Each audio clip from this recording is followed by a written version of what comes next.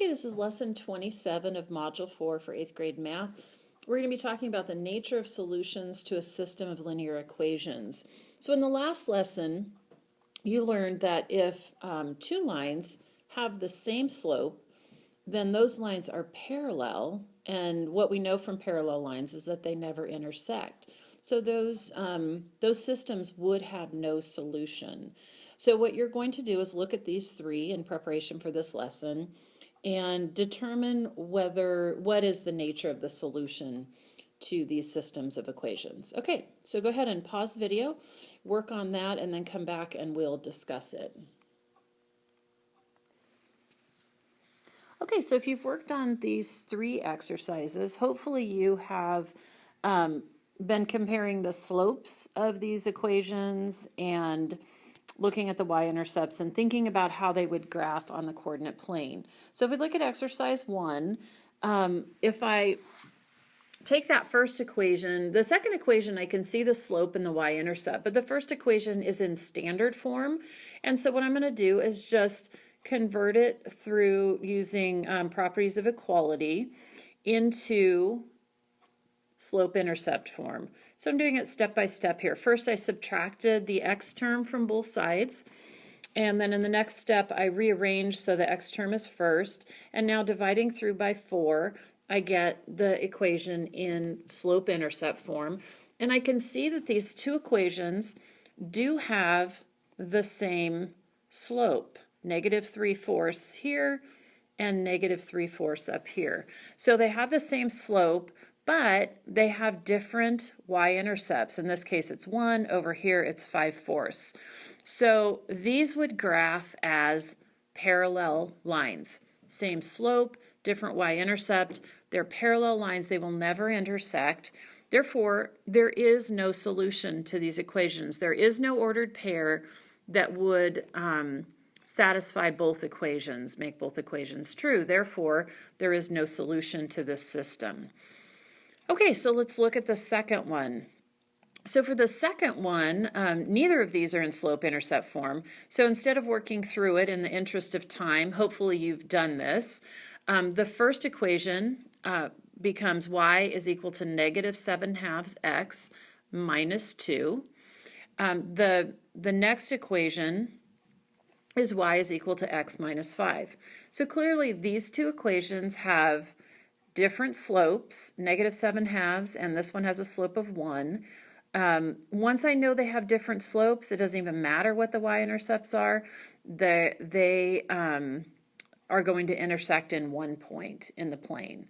So we could say that this second system has one solution because the slopes are different. All right, so looking at the third equation, that one's a little different than what we did in lesson 26, but you might have noticed in this equation that if you take the second equation there, the 3x plus 2y is 1, and you multiply both sides by 3, then I'm going to get this equation, 9x plus 6y equals 3, and notice that that is identical to this. Well, we saw that in a previous lesson. If I can find this multiplier so that every term they're in ratio to one another, then these two equations, and you can check it if you need to, are going to graph as exactly the same line. They are the same equation. Therefore, if you think about that, two lines that graph as the same equation are going to have every single point in common. That means since a line has infinitely many points, that this graph will have infinitely many solutions. So that's going to be a third alternative that we hadn't seen yet. So we've seen no solution, one solution, or if they're the same line, they're going to have infinitely many solutions. So before we go on, let's just kind of review what we can see from those three examples. So again, the nature of solutions to a system of equations. If there's one solution, what that is lines that have different slopes, and we've seen that if two lines have different slopes, this means that they will eventually intersect somewhere in the plane. We may not be able to see it on our graph, but they will intersect somewhere, which means they will have that one solution, that one point of intersection. No solution, this would be lines that have the same slope but different y-intercepts. So they're distinct, meaning different parallel lines. Parallel lines, as we saw in lesson 26, will never intersect. Okay, infinitely many solutions. These would be lines that are actually the same line. So sometimes, as we've seen, a graph can have two representations as linear equations, so one's being a multiple of the other. But if we put them in y-intercept form, we would see that they're actually the same line. Same lines would have all ordered pairs in common, so that would mean infinitely many solutions. Okay, so what we're going to do for the remainder of this lesson is we're going to look at some examples and learn some different techniques for finding solutions to systems of equations. Here's an example that you do not have in your student work, so just watch it on the screen. So what you have here is a system of equations that's given y is equal to 3x plus 5, y equals 8x plus 3. We can see, because these two equations have different slopes, 3 and 8, that they will intersect. And here's the graph of their intersection. And we can see from this graph that it looks like the intersection is at where y is 6, and it's kind of hard to tell where x is. X might be around 1/3. Looks like it's less than 1/2. But at any rate, here's the point of intersection. So the method you've been using so far to solve these systems of equations is by graphing. So what this lesson is going to show is that graphing can't always get us an exact solution. It can show us ballpark where it is. And this is a case where I can't tell exactly where that solution is. So I need an algebraic solution. So that's what we're going to talk about now in these examples, and you'll have a chance to practice it in this lesson. And so first what I want to do is kind of show you by analogy what we're going to do with shapes. So if you look here, if I have this situation, I have box is equal to triangle and box is equal to circle. You could look at that and make a conclusion. So what do you think you could conclude from this set of equations here? Okay, well, if you think about it, if I put these together, the conclusion that I can make is if both of those things are equal to box, then they have to be equal to each other. So I could say that triangle is equal to circle because they're both equal to box. Okay, so kind of makes a little bit of intuitive sense. Okay, so this leads to something that's called in a lot of textbooks solving systems of equations by substitution. And so here's what it looks like. Okay, so let's see if we can figure out what the boxes and triangles and circles have to do with these equations. Okay, so let's look at them carefully. So what we have is we have the system where we have y is equal to an expression, 3x plus 5, and y here is equal to a different expression, 8x plus 3. So we know that at the point where these two lines intersect, their y-coordinates are the same, right? So that's what we're looking for. We're looking for the place in these two equations where their y-coordinates are the same. So what I can do is I can say 3x plus 5 is equal to 8x plus 3. So that's kind of like saying circle is equal to triangle because they're equal to the same thing. All right, so now what I have is a linear equation in one variable, and I know how to solve those. So I can use properties of equality by subtracting 3x from both sides, getting 5 is equal to 5x plus 3, subtracting 3 from both sides, so 2 is equal to 5x. And if I divide both sides by 5, I can see that x is equal to 2/5. Okay, so remember that when we talked about finding an estimate for this solution here, this point of intersection, we came up with something around 1/3, 6. That's where it looks like on this graph that they cross. Well, notice that I have now the x-coordinate of that intersection, and what I have is 2/5. So 2/5 and 1/3 are pretty close, right? 1/3 would be 2/6. 2/5 and 2/6 are numbers that are really close. It matches for what I'm seeing on this graph. X equals 2/5. So now I just need to find the y-coordinate that goes with that. So 2/5 is my x-coordinate of the solution. And to find the y-coordinate, I can take any equation. In this case, I'm going to take y equals 3x plus 5, and I'm going to put 2/5 in. I want to know what y is when x is 2/5. It doesn't matter which equation I use because both of those equations are going to have the same y-coordinate. That's how we set this up, right? So you can check that. You can put it into y equals 8x plus 3. And if you've done the work correctly, both of the equations will, of course, have the same y-coordinate. So when I do that, I'm going to evaluate this. 3 times 2/5 is 6/5. 5 is 25/5, and so what I get is 31/5. And so over here in my solution, I can see that this equation is now, or this ordered pair is 2/5 and 31/5. Well, how close is 31/5 to 6? Really close, right? 30/5 would be 6, but it's a hair bigger. So it's just slightly above 6 on this graph. Hard to tell, but this is going to be the exact solution. So if I take this ordered pair and put it in both of these equations, it's going to come up satisfying both of those equations, making them both true. Pretty cool. So this is solving by substitution, because what we did was we just substituted this expression for y in this equation. All right, let's look at another example. Okay, the second example asks, does this system have a solution? So the first thing we need to do is determine if it does or not. Notice that the second equation is not in slope-intercept form, but the first is. But I can tell just by doing a couple mental steps here that the slope of this equation is 7. I can tell the slope of this one's not going to end up to be 7.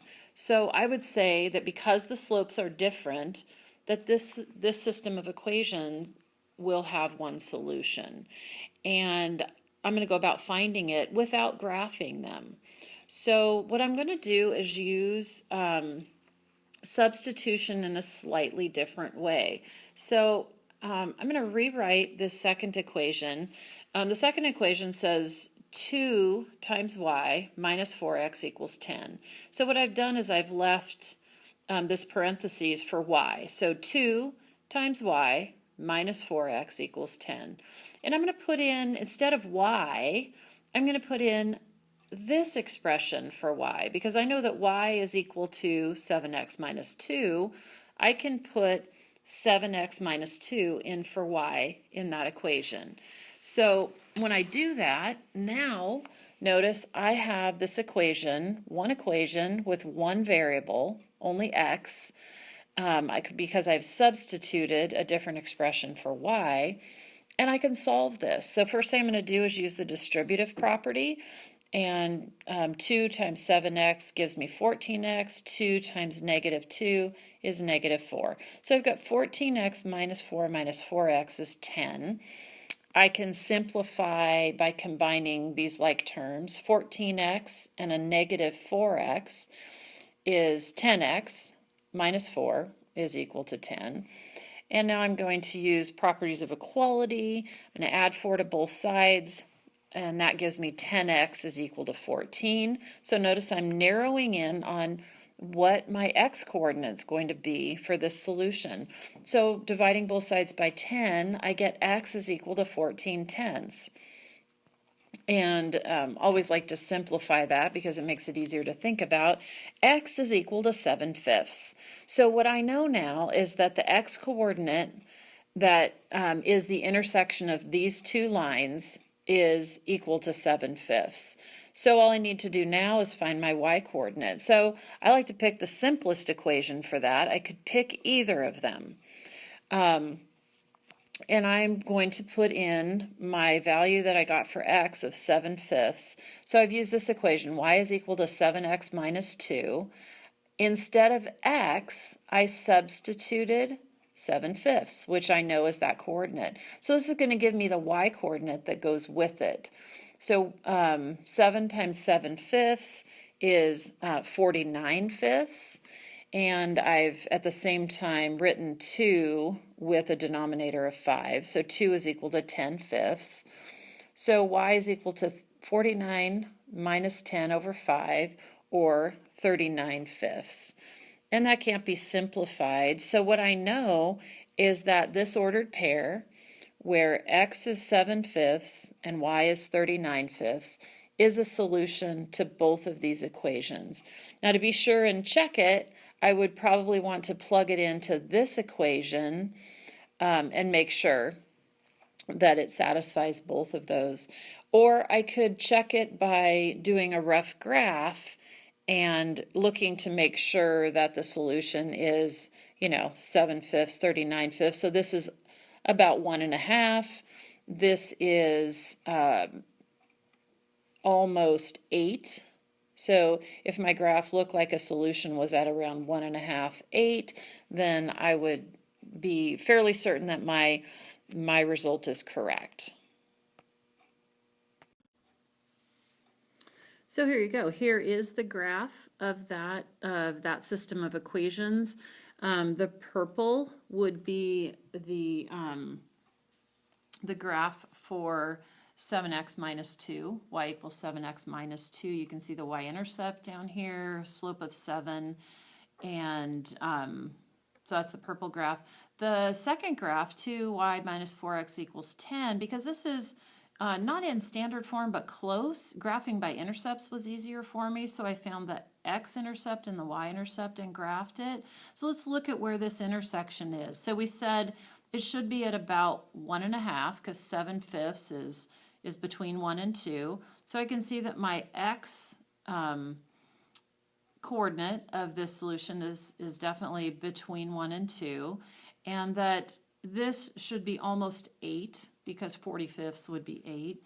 And if you look at my scale here, this would be 7, so right up around here would be 8. So our graph is checking out with our coordinates that we found algebraically. So that's pretty cool. So there's multiple ways that you can double check your answers.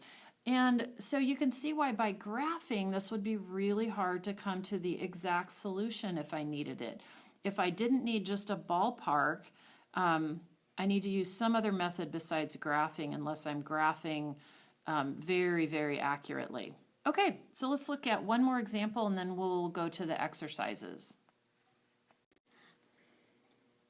All right, so notice in this example that we have two equations whose slopes are different. This is not in slope-intercept form, but I can see if I divide both sides of this equation by 4, I'm going to have 26 over 4 for the slope of this equation, and that is not 11. So I know I have a distinct solution to this system because the slopes are different, and I'm going to find it algebraically, and I'm going to do it again by substitution. So notice here I have y is equal to 11x minus 1. So I have this expression that I can substitute into this equation for y, which will give me an equation in one variable. So let's look at that again. Remember that we're always, when we're finding these intersection points, the x and y coordinates are the same. So that's why we're substituting. We can substitute them for one another.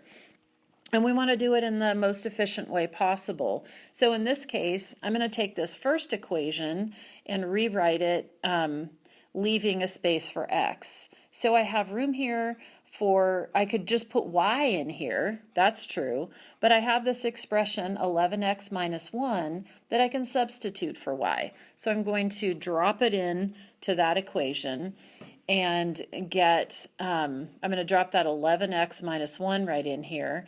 And this next step here that came up at the same time, you'll notice is just using the distributive property. 4 times 11x is 44x, and 4 times negative 1 is negative 4.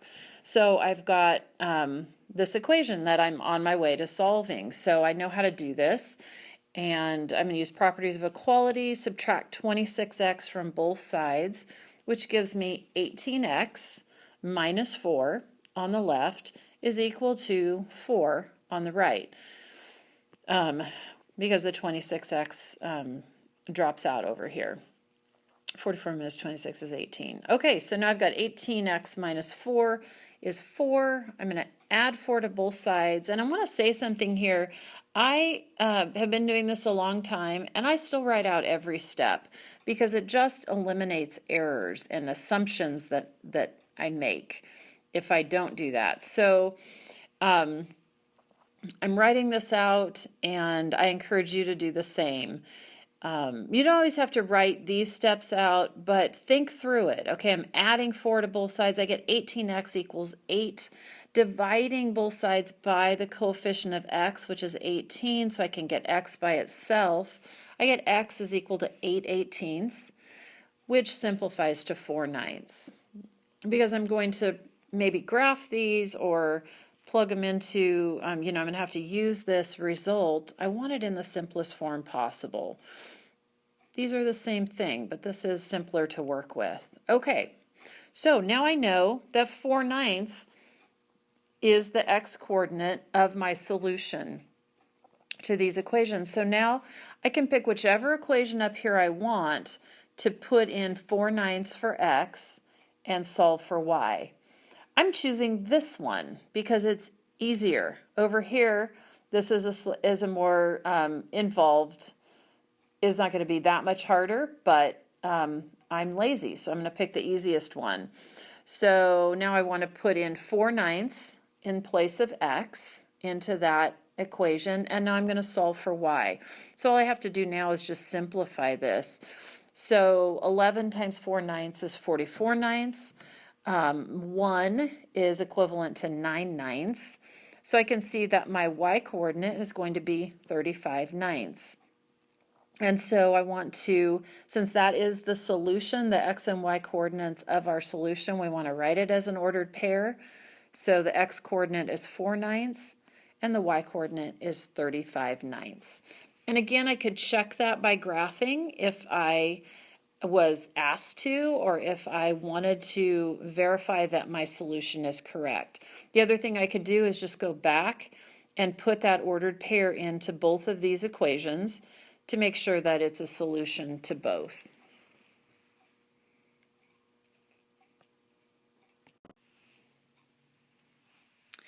Okay, so now you can work on exercises 4, 5, and 6 independently. And so let's read the directions together. It says, determine the nature of the solution to each system of linear equations. If the system has a solution, find it algebraically, and then verify your solution, that your solution is correct by graphing. Okay, so 2 parts. The first one is to determine if there is a solution, and secondly, to verify it by graphing. Okay, so go ahead and pause the video and work on exercises 4, 5, and 6. All right, so for exercise 4, you might have noticed that these are actually the same line. And the way we can show that is to look at the second equation, which is x plus y equals -7. And I notice that thing where if I multiply both sides of this equation by the same number, 3, and multiply it out, I get 3x plus 3y is equal to -21, which is exactly my first equation. So remember, we've done these where if we can find that common factor that every term gets multiplied by or divided by, between two equations that they will graph as the same line. So since these graph as the same line, every ordered pair they have in common. Therefore, there are infinitely many solutions to this system of equations. So I'm not going to graph it. You can graph it just to show that these are the same equation. They'll lie right on top of each other on the coordinate plane.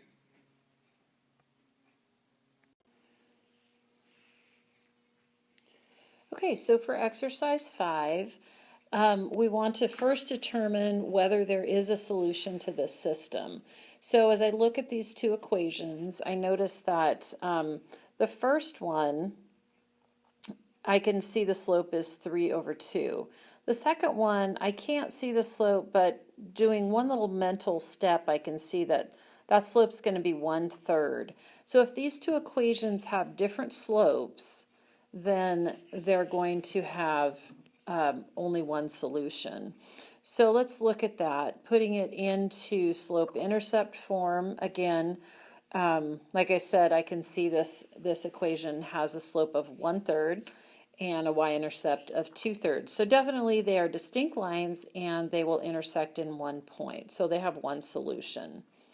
Okay, so what is that solution? Well, I want to use substitution. And so there's a couple different ways I could do it, but I'm going to choose to, I've rewritten this equation right here. So I have 3 times y is equal to x plus 2. And I'm going to put in, of course, a different expression for y. I'm going to put in this 3/2 x minus 1 because it is the same as y. That's what this equal sign means, right?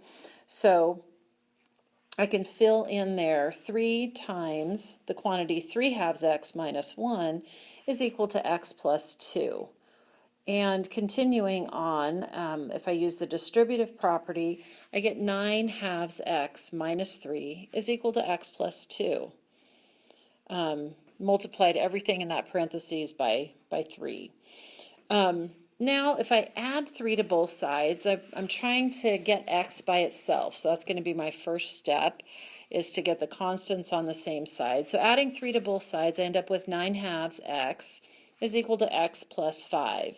So what I want to do now is collect my x terms on one side by subtracting x from both sides.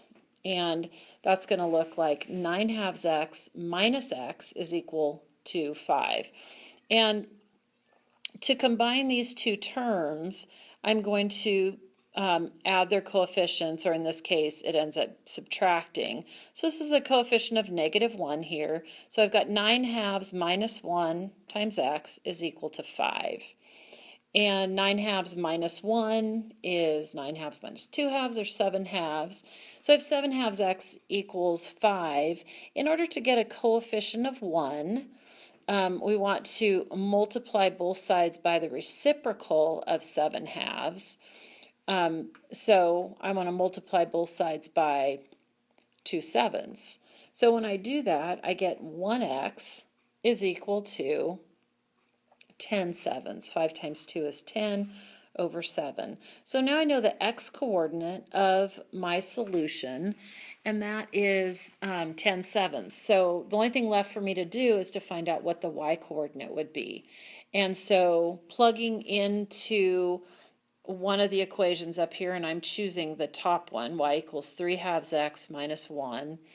3/2 times x, and I'm putting in 10 7s for x, minus 1. I'm writing 1 as 14/14 because I kind of recognize that I'm going to get 14ths right here. So this is 30/14 minus 14 gives me 16 over 14, or 8 7s.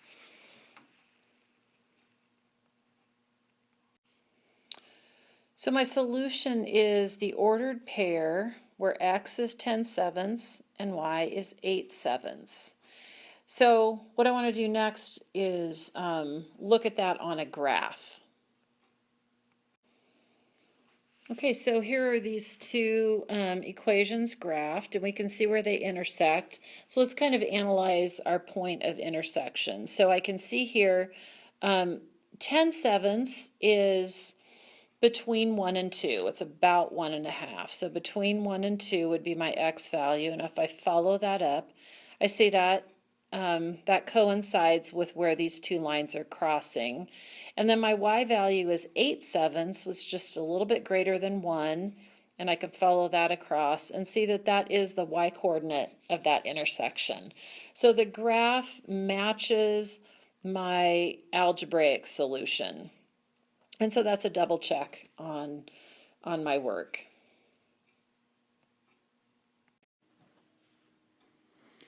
Okay, our last example, exercise 6, has two equations that are written in what kind of looks like slope-intercept form, but notice that the x and y coordinates are reversed. And so if you wanted to graph these by slope-intercept, you would need to do some algebra and solve for y.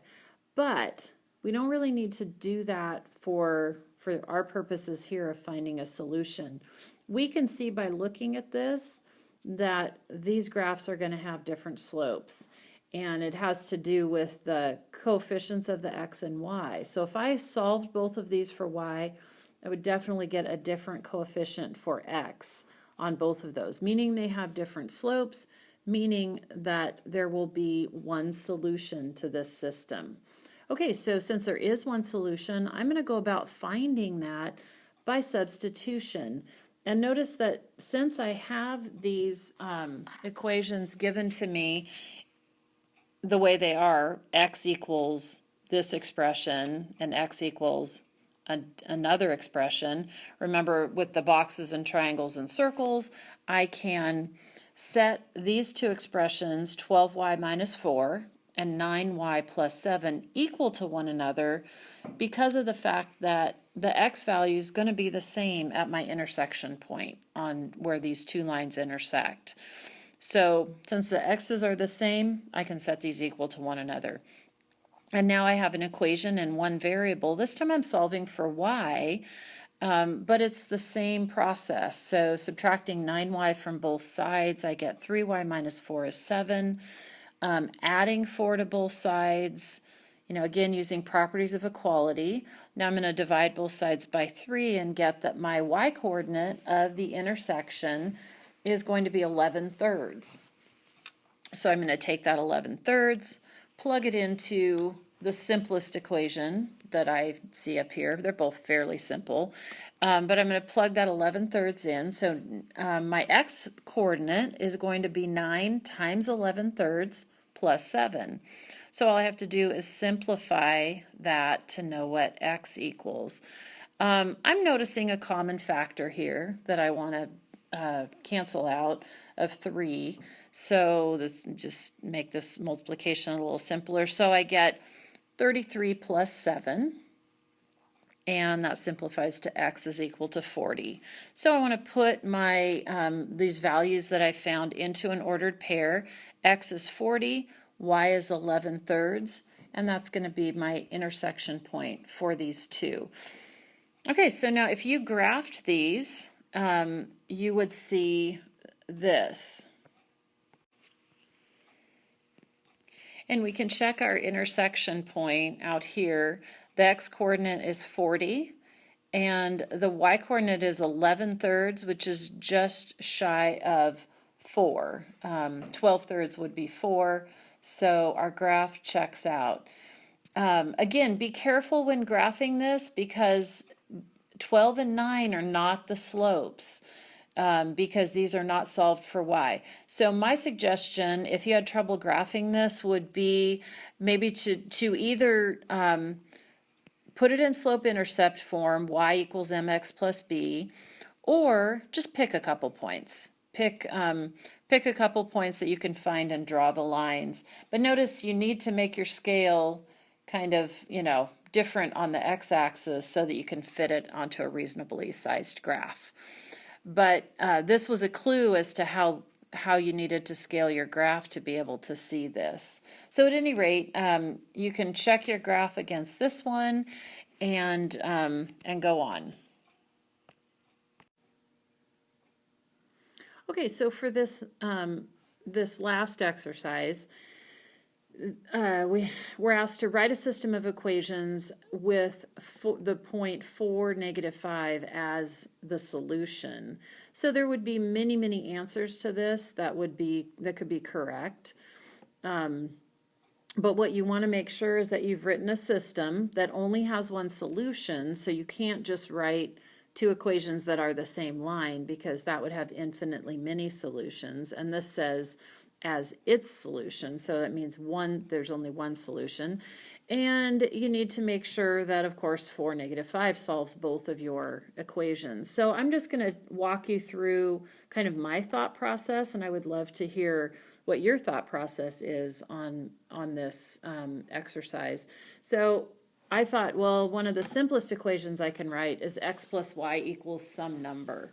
So if I want 4, -5 to be a solution to that equation, then 4 plus -5, which is -1, would have to be, that would have to be x plus y is -1.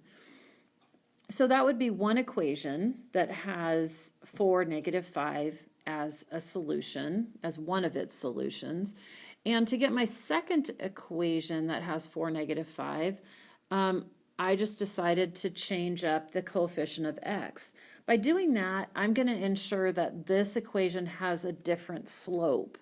So 2x plus y is going to have a different slope than x plus y because of the coefficients there. And so now I just need to know what 2x plus y should equal if 4, -5 is going to be a solution. So I'm going to put 4 and 5, -5 in for x and y.